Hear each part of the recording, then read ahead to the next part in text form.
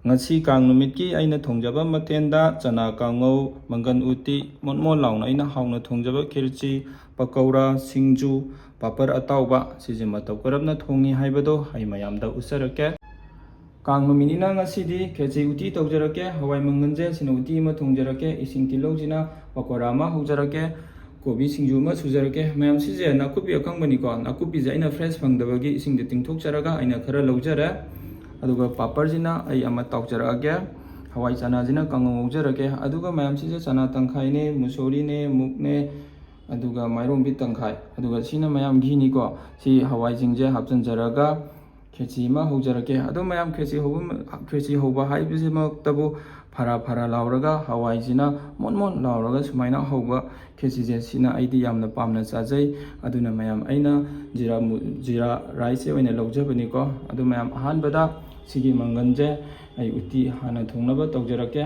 adu mayam aigi channel jida nauna thengnabiba isinau singna subscribe tawbiramo nungsiduna like su nambiramo mayam aduna ahanbada ai manganje hana ai uti thongnaba semjarake ko uti thongnaba manganga isinga hapjanjare moro atekpa hapjanjage haribok hapjanjage chanam hapjanjage sing hapjanjage tilau hapjanjage ising tilau mana hapjanjage cooking soda kharaga hapjanjage aduga isam samna hanamtai kamthokjagige ko mayam hadatare aduna siamda kamthoknaba tawjarake ko uti kamingegi maraksida singjugi hawaije kangnamtai ngauthokjagige hawai ngauthokjaba loijare singjugi thoiding amu ngauthokjage uti sok tawnaba gi hapjanjage sok tawnaba thau ngaujarage tejpada hapjanjare hinga jiraga mithiga hapjanjare nakupi khara hapjanjare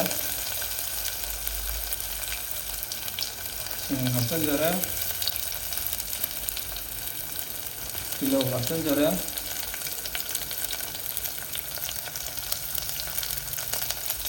chanam hapjanjare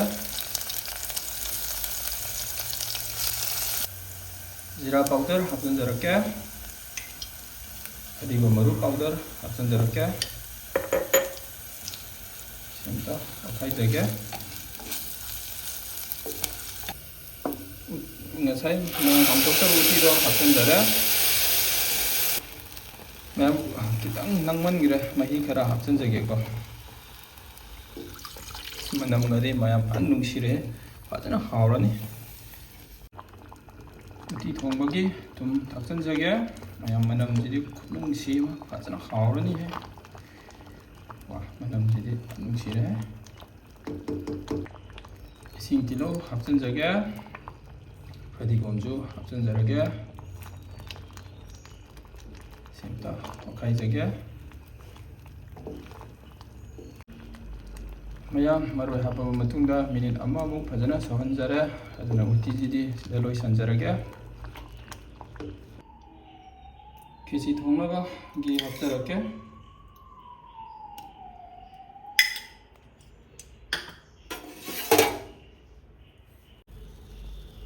kheci thongbaje jing hawai gi fajana tosallaga suruga thongbuju yai adubu aidi thau ngauraga hana thongjarake aduna tejpada hapjanjare jira mapum hapjanjare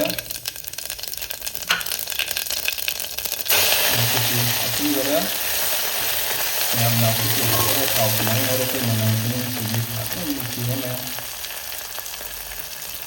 tilau hapjanjage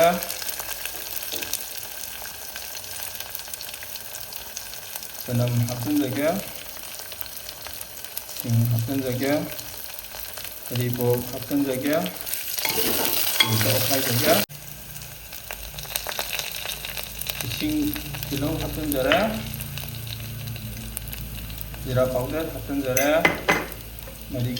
fadigom maru powder kharaga hapjanjage simta okhaijage moro atekpa hapjanjage alto okhaijage ngautegige sing haijanjage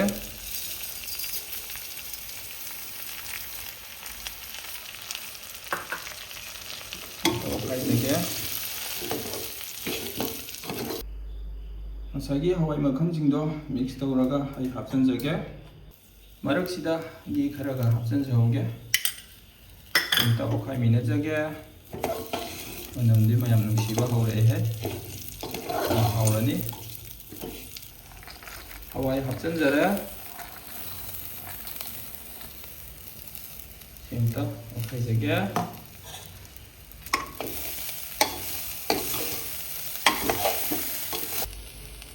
ꯃꯌꯥꯝ ꯉꯁꯥꯏ ꯊꯥꯎ ꯉꯧꯕꯗꯨꯗ ꯃꯆꯨ ꯍꯥꯞꯀꯗꯕꯅꯦ, ꯑꯩꯅ ꯀꯥꯎꯍꯧꯔꯦ. ꯑꯗꯨꯅ ꯃꯔꯛꯁꯤꯗ ꯑꯗꯨꯝ ꯍꯥꯞꯆꯤꯟꯖꯒꯦ. ꯀꯩꯁꯨ ꯀꯥꯏꯗꯦꯀꯣ ꯃꯌꯥꯝꯁꯤꯁꯨ. ꯍꯥꯞꯆꯤꯟꯖꯒꯦ.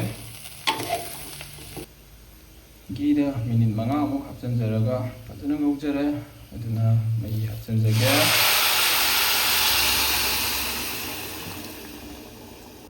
ꯊꯨꯝ ꯍꯥꯞꯆꯤꯟꯖꯒꯦ.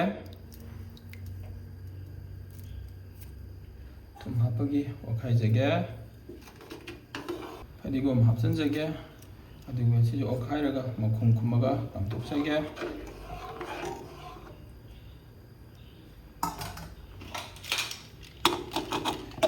ꯅꯨꯡꯁꯤꯍꯦ ꯃꯌꯥꯝ ꯐꯖꯅ.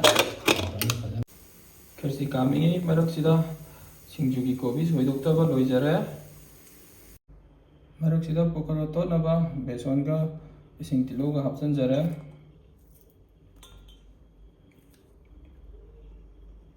ꯃꯣꯔꯣꯛ ꯑꯇꯦꯛꯄ ꯍꯥꯞꯆꯤꯟꯖꯔꯦ.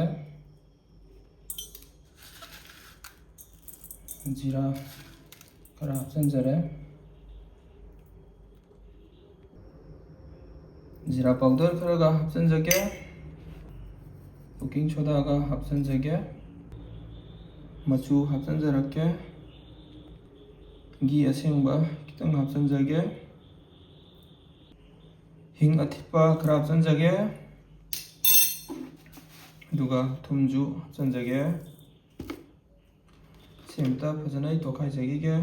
ꯃꯆꯜꯁꯤꯡꯗꯣ ꯘꯤ ꯍꯥꯞꯆꯤꯜꯂꯒ ꯐꯖꯅ ꯇꯣꯠꯈꯥꯏꯖꯔꯦ. ꯑꯗꯨꯅ ꯏꯁꯤꯡ ꯑꯃꯨꯛ ꯍꯥꯞꯆꯤꯟꯖꯒꯦ.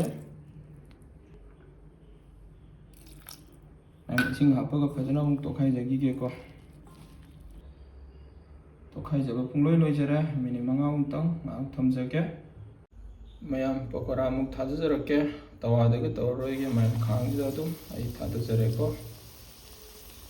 ꯃꯊꯪ ꯁꯨꯃꯥꯏꯅ ꯇꯧꯔꯒ ꯑꯩ ꯍꯧꯖꯔꯛꯈꯤꯒꯦ. ꯃꯌꯥꯝꯗꯨ ꯊꯥꯗꯕꯗꯤ ꯄꯨꯡꯂꯣꯏ ꯂꯣꯏꯖꯔꯦ. ꯃꯌꯥꯝꯁꯤꯗ ꯏꯁꯤꯡ ꯈꯤꯑꯒ ꯑꯩ ꯐꯖꯅ ꯇꯥꯎꯖꯔꯛꯈꯤꯒꯦ.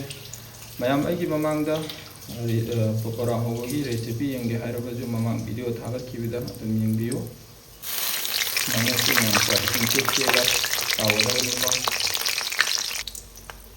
ꯃꯌꯥꯝꯗꯨ ꯑꯩꯈꯣꯏꯒꯤ ꯄꯀꯣꯔꯥ ꯍꯧꯕꯁꯦ, ꯑꯩꯅ ꯏꯁꯤꯡ ꯈꯤꯛꯆꯔꯤꯗꯣ ꯑꯇꯩꯁꯨ ꯅꯠꯇꯦ.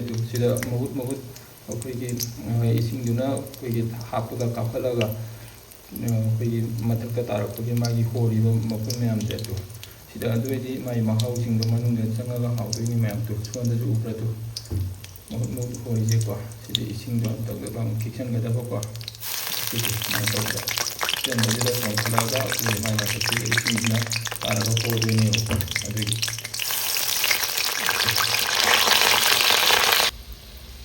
ꯃꯌꯥꯝꯗꯨ ꯃꯊꯪꯒ ꯑꯣꯟꯖꯔꯦ. ꯁꯨꯃꯥꯏꯅ ꯇꯧꯔꯒ ꯂꯩꯍꯧꯔꯤꯕ ꯈꯔꯁꯤꯁꯨ ꯃꯊꯪ ꯑꯩ ꯍꯧꯖꯔꯛ. ꯄꯀꯧꯔꯥ ꯇꯥꯎꯕ ꯄꯨꯡꯂꯣꯏ ꯂꯣꯏꯖꯔꯦ. ꯏꯪꯍꯜꯂꯛꯏ ꯃꯔꯛꯁꯤꯗ ꯀꯥꯡꯉꯧ ꯉꯧꯅꯕ ꯑꯃꯨꯛ ꯇꯧꯖꯔꯛ. ꯈꯥꯡꯁꯤꯗ ꯑꯩ ꯑꯆꯥꯊꯥꯎ ꯑꯗꯨꯝ ꯍꯩꯖꯤꯟꯖꯔꯦ. ꯀꯥꯡꯉꯧ ꯉꯧꯅꯕ ꯇꯧꯖꯔꯛꯑꯒꯦ. ꯇꯤꯜꯍꯧ ꯍꯥꯞꯆꯤꯟꯖꯔꯦ. ꯆꯅꯝꯁꯤꯡ ꯑꯃꯨꯛ ꯍꯥꯞꯆꯤꯟꯖꯔꯦ. ꯐꯗꯤꯒꯣꯝ ꯍꯥꯞꯆꯤꯟꯖꯔꯦ. ꯃꯣꯔꯣꯛ ꯑꯇꯦꯛꯄ ꯍꯥꯞꯆꯤꯟꯖꯔꯦ.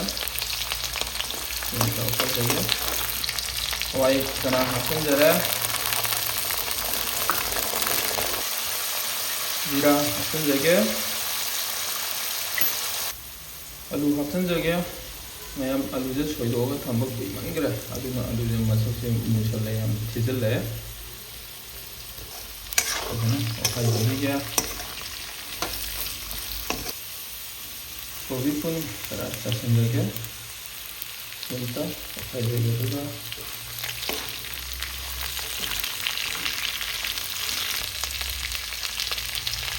ꯉꯜꯂꯤꯉꯩꯁꯤꯗ ꯃꯌꯥꯝ ꯑꯩꯈꯣꯏꯒꯤ ꯀꯣꯕꯤ ꯃꯅꯨꯡꯗ ꯁꯤꯡꯁꯦ ꯐꯖꯅ ꯆꯪꯅꯕ ꯍꯥꯟꯅ ꯍꯥꯞꯆꯤꯟꯖꯔꯒꯦ. ꯃꯆꯨ ꯍꯥꯞꯆꯤꯟꯖꯔꯦ. 난 칠리 파우더 खितंगा 합चनजगे मोरोक खितंग सारपना करजगे इंता करजगे 그리고 합चनजरे खाजगे 그리고 पानी लेबल 합चनजरगे पकौड़ा थोंनबा थाव अमुक हैजनजरे मैम थावसे फजन सारे अदुगा तेजपत्ता 합चनजगे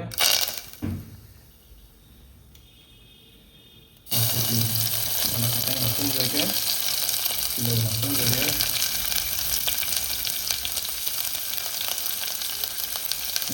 합चनजगे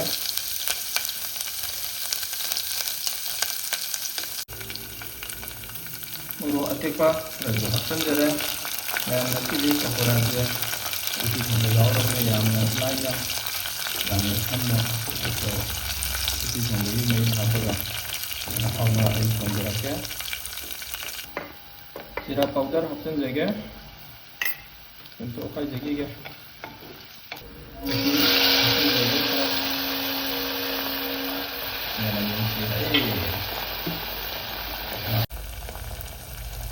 신기라 합चनजगे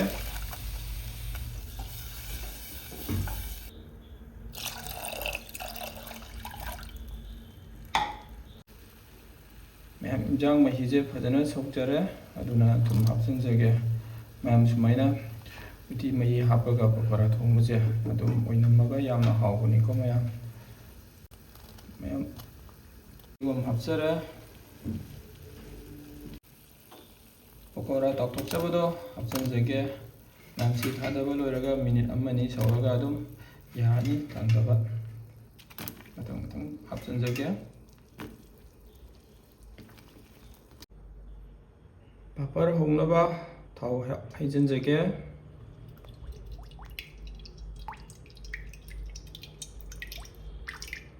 थावसे फजन सारे पापर थाजरगे मैम सुमाय तौरगा मथंग मथंग इ हौजरके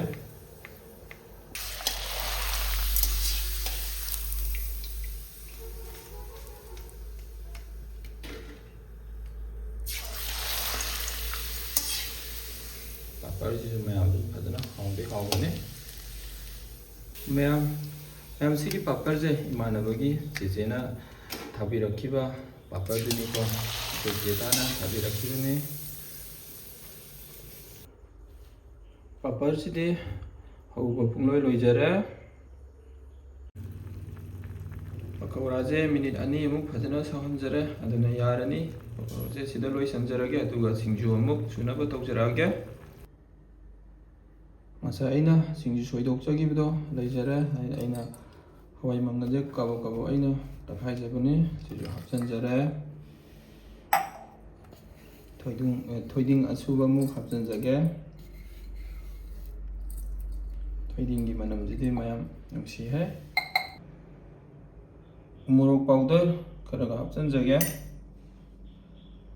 थुम 합चनजगे सेमता फजना तोखाइजगिगे सिंजुजु सुबा पुंलो ngasiगी कांगी खेची उटी थोंबा लोइजरे खेची अथोंबना सिदा लैजरे पकोड़ा अथोंबना सिदा लैजरे मंगन उटीना सिदा लैजरे कांगो अंगोबदुना सिदा लैजरे सिंजुना सिदा लैजरे पापरना सिदा लोइजरे ngasiगीदी मतंग साइदा लोइसनजरगे।